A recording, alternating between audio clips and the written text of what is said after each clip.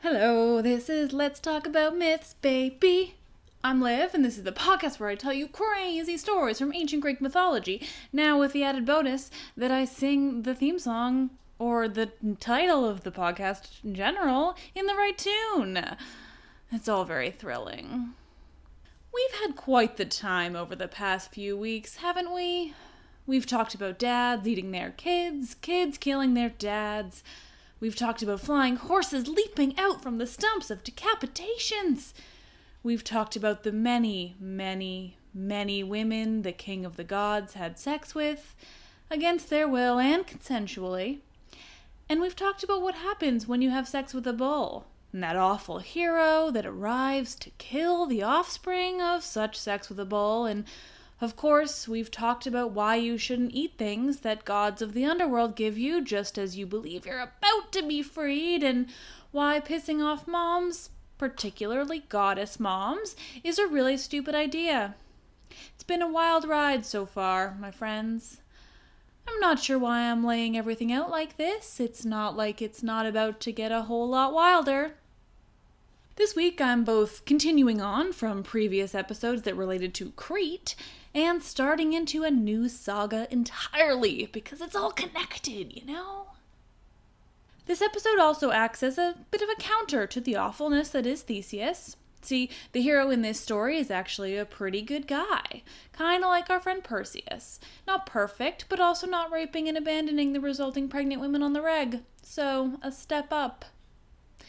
This also begins a storyline that will lead to a recommendation I received from someone who I'm incredibly jealous of because I want to live in Greece too, and it's simply not fair that I'm forced to reside in Canada like a sucker. As I've mentioned again and again, ancient Greek myths have endless variations. You can read one version of a myth in a book or online, and one thing happens, and then you read another, and it has an entirely different event or entirely different details, even different characters. Frankly, it's confusing as hell, and this podcast is a lesson in choosing which ones are more entertaining. It's all very subjective. In this case, the story comes from a number of sources, books on mythology, textbooks, websites, Wikipedia, you know the drill. But much comes from a book by Roberto Calasso. It's a book I have in translation from the original Italian, and I'll say the title at the end of the episode because, frankly, it's one big spoiler. But the book is incredible, one of the most beautiful books ever written about mythology. It's not a textbook in the way that so many books on mythology are. It's a saga, a novel, a story in a way that so many books on mythology are not. Anyway, that's all useless information until I tell you the title of the book, but again, that will come later. This is Episode 7, Cadmus, Saviour of awful Zeus and guy who can grow people from dragon teeth. If you'll recall in the episode of Zeus's general disgustingness, I introduced a character by the name of Europa, a troublingly young lady who Zeus kidnapped while in the form of a bull. If you don't remember, where have you been? That was a great episode. Pay attention, come on. Europa, of course, then gave birth to some children by Zeus on the island of Crete, where he unceremoniously left her post-kidnapping. One of those children was Minos, whose wife, of course, found a super creative way to have sex with a bull. Like I said, wild ride.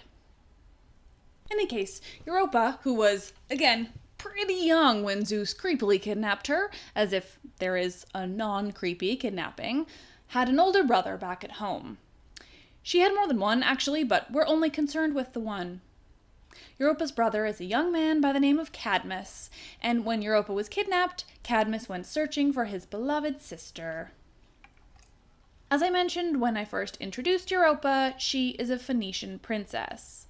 Phoenicia being an ancient/mythological region in the Middle East. I'm not totally sure how real it was, but it is most famous, I think, from being mythological. Anyway, specifically, Europa and Cadmus's parents were King Agenor, which I don't know quite how to pronounce that, but it sounds like a character out of Lord of the Rings, and therefore I love it, and Queen Telephassa, also a badass name. They're the king and queen of Tyre, a Phoenician kingdom. They have 4 children, Europa, Cadmus, and 2 other sons who don't matter much, Phoenix and Helix. When Europa was abducted, her parents the king and queen sent their eldest son, Cadmus, in search of their daughter, his sister. I'm just explaining genetics to you now. He was told to bring her back safely to Tyre, and that he wasn't really welcome back if he didn't find her. Not super chill, what can I say?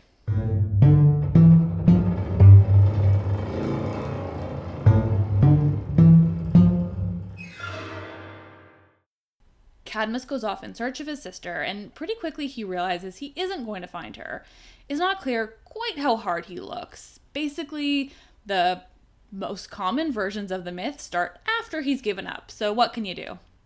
It's also sometimes said that maybe he found out who had taken her and was, unusually for the ancient Greeks, smart enough to realize it would be best for him not to go up against Zeus. That it, would probably just lead to the ruin of them both. And thankfully Europa had a pretty chill life in the end, even if it did come from very awful circumstances in the first place. She had a nice family before all the Minotaur craziness happened, and so she was probably pretty happy as far as mythological women go. While Cadmus is off journeying, searching for his sister, quite the kerfuffle takes place on Mount Olympus. All the gods have left, they fleed the mountain, and Cadmus comes upon a cave where Zeus is laying in quite the state. I think we have to trust that, chronologically, Zeus, having kidnapped Europa, had already left her on Crete, and then gone about his business, where he now finds himself driven from his precious mountain. You see, at this point it seems that Zeus had gotten himself into a bit of trouble with the monster Typhon. That's where all the Olympians fleeing Olympus thing comes into play. Typhon had managed to trap Zeus and steal his adamantine sickle. This is the sickle that I'm assuming Zeus inherited from the father he killed, because if you'll recall, it's an adamantine sickle that Kronos uses to castrate his father Uranus. I only recall because I questioned whether that metal was the metal that's inside Wolverine and X-Men, and I still don't know the answer. So Typhon uses the sickle to remove the sinews from Zeus's hands and feet, which I'm translating to mean that basically all his muscles and important guts were currently on the outside of his body. You can do some pretty crazy and disgusting things to gods without them dying. Perks and downsides to immortality, I suppose.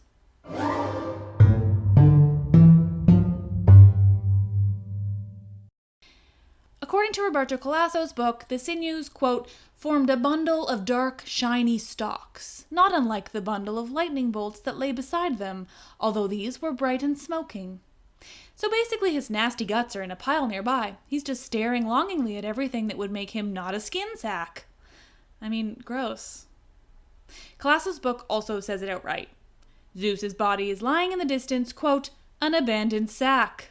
Again, gross.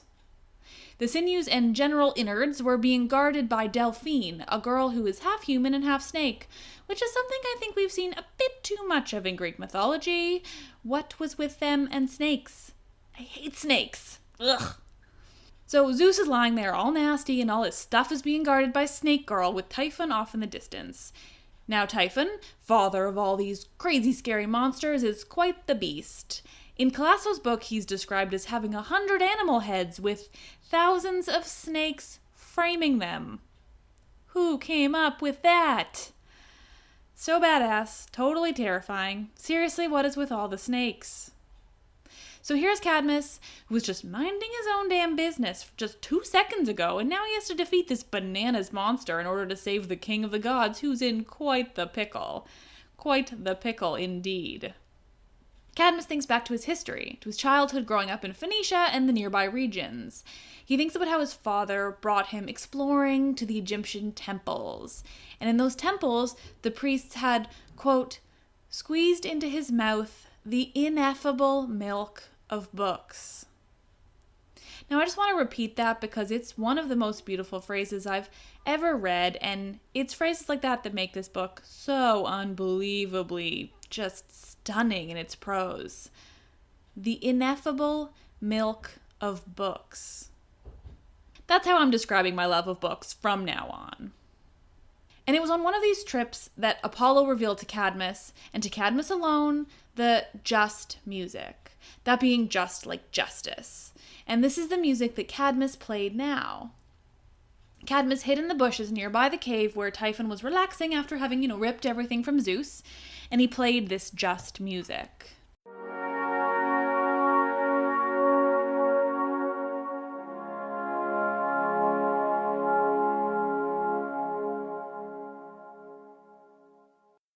Typhon heard the music, and he slowly began to emerge from the cave. Slowly, because he had so many damn bits. First, a few arms emerged, and then some of his animal heads, and finally the one human head he had that could speak.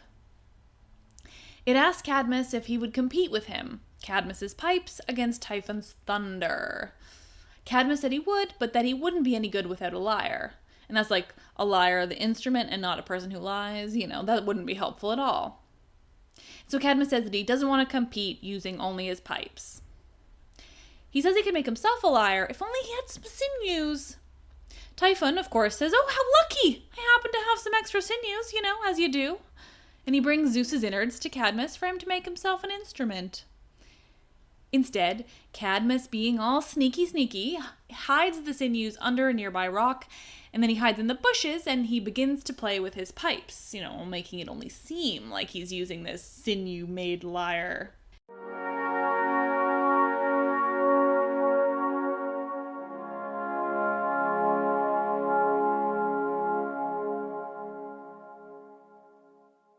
Typhon strains to hear the music, and he's distracted, and Zeus takes this opportunity to sneak past him, dragging his body, which is basically just like a giant sack of something disgusting, out of the cave and over to where Cadmus had stored his everything. He puts his sinews back in himself, because mythology, and he gets his hands on his lightning bolts. Now that he has his weapons back, he defeats Typhon, and he banishes him to live under Mount Etna in Italy. And now, it's not said outright in what I've read that, Mount Etna, a volcano, is a volcano because Typhon is living under it, but knowing the ancient Greeks, that was basically it.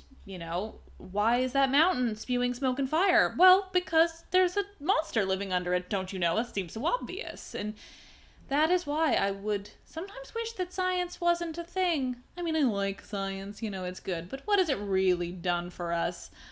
It certainly doesn't have us believe that there's monsters living under volcanoes. That would be very cool. Anyway, Zeus is grateful to Cadmus for saving him, and so he promises that Cadmus can marry Harmonia, a young woman who he'll find on the island of Samothrace. Harmonia is the daughter of Aphrodite and Ares, the daughter of love and war. She is one of my favorite characters, even though there's really minimal information about her, but I just find her intriguing all the same. What little there is interesting and different from the norm. Her Roman name's Concordia, too, which is beautiful, but also I went to Concordia University, and so I'm slightly biased. Though I was never really one for school spirit, let's be honest. Before Cadmus heads to Samothrace, though, to basically meet this woman he's now expected to marry, he decides to seek guidance from the oracle.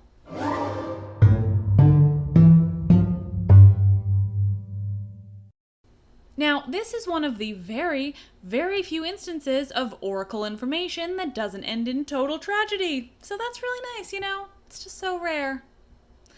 Cadmus goes to the oracle to ask about his search for his sister. And now, chronologically, I know he's already given up, but who knows, maybe he thinks he should start back up again, like, a decent brother. Regardless, the oracle tells him that, in fact, he should give up his search, so there you go, he's over it again. The oracle tells him that what he actually should do instead is find a cow that has a half-moon shape on its side and follow it. Wherever this fancy patterned cow lays down to rest, that's where Cadmus should found a city. The usual way of determining where you should found your city. Now, I don't know how common that kind of shape is on a cow. I don't know how many cows I've actually seen in person, which is a weird revelation to have on a podcast. I'm sure I've seen some. I must have. Anyway, Cadmus finds this cow, lucky guy, and he follows it. Cadmus ends up in the region of Boeotia, where the cow will eventually lie down. Now, I find myself wondering whether Cadmus wanted to found a city. I mean, he was already a prince of Phoenicia. I guess he couldn't go back there because, he didn't find his sister, but still, it seems pretty presumptuous to be like, dude, you gotta found a city where this cow lies down. But what if I want to be a philosopher or a farmer or some other shit? Not an option for Cadmus, I guess. So this cow has laid down. It's on. Cadmus decides he now needs to sacrifice the cow to Athena for, good luck, I guess? He's been traveling with some men throughout this tale, and we just apparently haven't heard of them until this point. He now asks them to find water, which he'll need to sacrifice the cow. I don't want to know why. I don't want to know how one sacrifices a cow in the ancient world or even now. The point is, he needs water. So the men find a nearby spring, but son of a gun, it's being guarded by a pretty vicious dragon, a pet of Ares. This dragon kills essentially all of Cadmus's men. They're either ripped apart by its super sharp fangs, or they're squished into goo by its coils. Cadmus comes upon this after it's killed everyone, and he manages to kill it by throwing a rock at its head, which I think means that the men he'd been traveling with weren't particularly good at their job of being, warriors. How hard is it to throw a rock and hit a monster on the head, or a dragon, whatever? Don't think Daenerys' dragons would be killed so easily. I almost snuck in a Game of Thrones spoiler there, but I want you to know I stopped myself because I've learned from Pod Save America.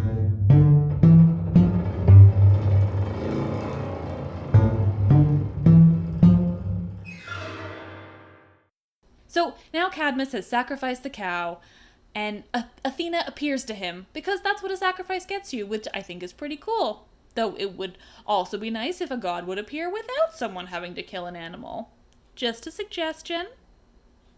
Athena appears to Cadmus, and she tells him that he should take the teeth from the dragon he's just killed and sow them into the ground like seeds. Apparently this will make Ares a bit happier, because he's currently pretty pissed that Cadmus, killed his dragon. And it will honor the people who had this land before Cadmus showed up with a cow planning to found a kingdom. It's not clear who these people were, but I imagine they weren't psyched having their land taken away by some random dude following livestock.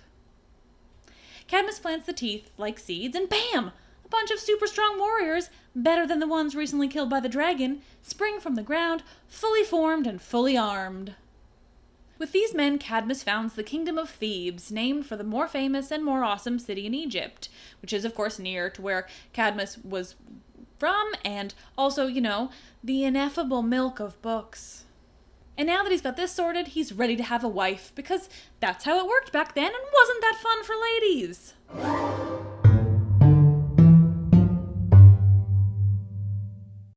So Cadmus heads back to Samothrace, and he picks up Harmonia, like groceries. I like to imagine that Harmonia was pretty cool with this, because this guy seems pretty nice, and he didn't go around fucking shit up or raping women, so, he's really quite the catch. And, for the first time ever, all the gods attend a wedding between a god and a mortal, which is pretty cool.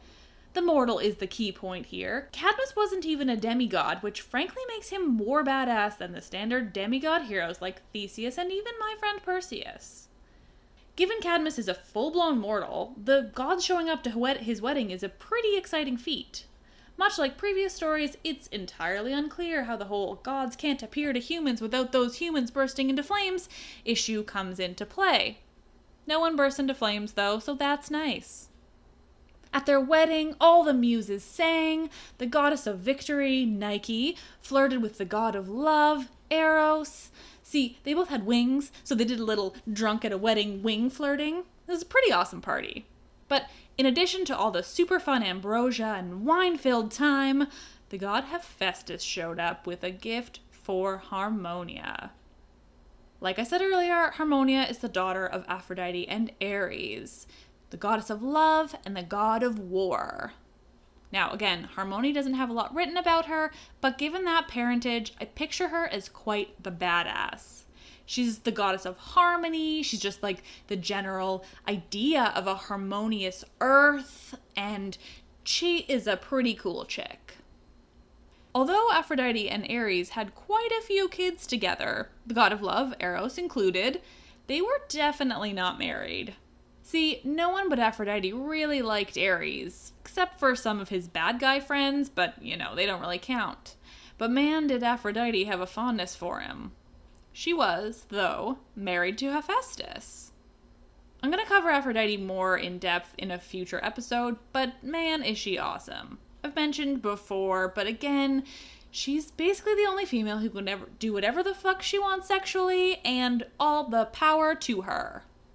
Like, Aphrodite was actually married to the god Hephaestus, who was just an old man with a limp and the god of the forge. Pretty boring, and Aphrodite agreed. She didn't really like him, but I guess she had to stay married to him for, I don't know, mythological reasons, or, women didn't have independence reasons. But she did spend most of her time fucking Ares, because that's what she wanted to do. And unlike most other women, there wasn't really any issue with that, except for very brief moments of Hephaestus being jealous, but of course, nothing compared to Hera, because the women are always trouble. With Ares, Aphrodite spawned some pretty badass gods, and again, that's only her union with Ares. She had quite a few other men on the side. Just way to go, Aphrodite. Hephaestus, though, he didn't love this, so when he brought this fancy schmancy necklace to Harmonia as a wedding gift, there was a trick. Now, the necklace was a bit over the top, style-wise. It was shaped like two snakes, and those two snakes had their mouths wrapped around an eagle that held a big giant jewel, and it was all gold. It's pretty tacky, but also cool if you think about how, it would have been made, the technical side. No, it's pretty tacky, but style aside, the necklace was trouble. It brought bad luck to everyone who possessed it. Mostly after Harmonia, lucky for her. And she didn't know this, which is why it became a family heirloom and so was passed down through generations and generations, and the generations of Thebes had some pretty bad luck. You'll hear in future episodes, but, spoilers, Oedipus. And not only did this necklace cause bad luck for future generations, all future weddings of mortals that the gods attended also had issues. One even led to the start of the Trojan War, so there you go. Together, Cadmus and Harmonia founded the Kingdom of Thebes, and they started a generation of mythological characters. They had a bunch of kids: Polydorus, Semele, Ino, Autonoe, and Agave. Through the founding of Thebes, Cadmus is also credited with bringing the original Phoenician alphabet to the Greeks. They adapted it into the ancient Greek we know, or the Linear B, I don't remember. The point is, he is basically given credit for bringing the alphabet to the Greeks, period, which is cool. The oh-so-brilliant Herodotus pegs Cadmus as living with 1600 years before his time, so that's about 2000 BC. BCE, let's not bring Christ into this. It's hard to say whether anyone existed that's actually attributed to being Cadmus, but the Greeks certainly believed he was real and super awesome guy who gave them language and writing. I think Cadmus and Harmonia are some of the most underrated mythological characters. I mean, they did a hell of a lot, and they were all around pretty awesome, but frankly, I hadn't heard of either of them in all my mythological learning until I stumbled upon them randomly. Later in their lives, they were fed up with all the bullshit of life, and they wanted out. And they traveled to a far-off land and were turned into snakes, where they lived out their lives together in a chill, slithery snake life.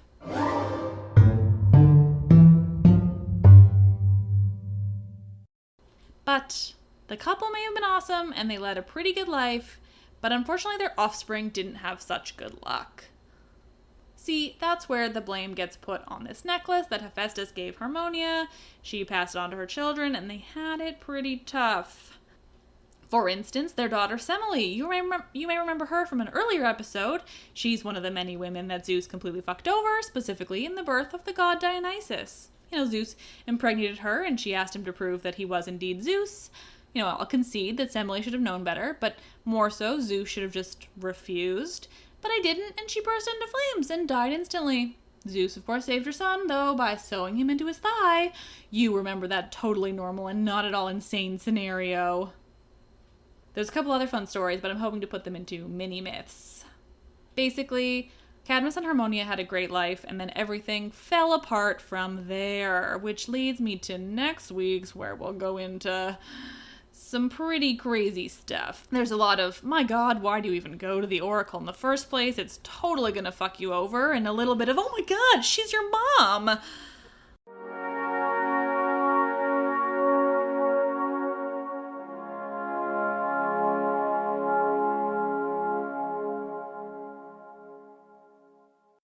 As I mentioned earlier, much of this version of the myth of Cadmus and Harmonia comes from a book written by Roberto Colasso. It's in translation, again, from the original Italian, and it is, in its English translation, one of the most beautiful things I've ever read. It's unreal. It's incredible. Read it. It's basically a book of myths, but they weave into one another with unbelievable skill. Highly recommend. It is called, again, there was a spoiler, it's called The Marriage of Cadmus and Harmonia. So, I kind of gave it away. It's great, though. It's amazing. Thanks to everyone for listening to Let's Talk About Myths, baby. Stay tuned for next week's full episode in which I will cover a famous dude you might have heard of. He has a complex named after him, and I gave spoilers earlier. You know it's gonna be good. There won't be a mini-myth this week because, as you might have noticed, if you're paying any attention, this episode was late because it was a long weekend and I was lazy and got a bit of heat stroke and, it's been a time. Also, fun fact, one of the three brothers who created the Deathly Hallows in Harry Potter and the Deathly Hallows was named Cadmus. He had the Resurrection Stone. Offhand, I can't decide why JK used that name, but she rarely did anything randomly, so I'm sure there's some badass and brilliant reason for it. Thanks again. You can find the podcast on iTunes, Stitcher, Google Play, SoundCloud, etc., internet everywhere.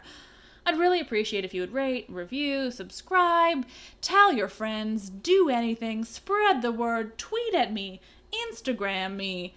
Just, I don't know, get it out there. It'd be cool. I'm at Myths Baby at everything. Just, Myths Baby. That's it, my friends. Also want to give a shout out to Australia, because you guys have been listening the hell out of this lately, and that feels really cool. Don't know how you found it, except for my friend's mom who's listening. Hi. Otherwise, way to go, Australia. Thank you all again. I hope you enjoyed this adventure into the world of lunacy and madness and I don't know. I love Greek mythology. I'm Liv and I love this shit.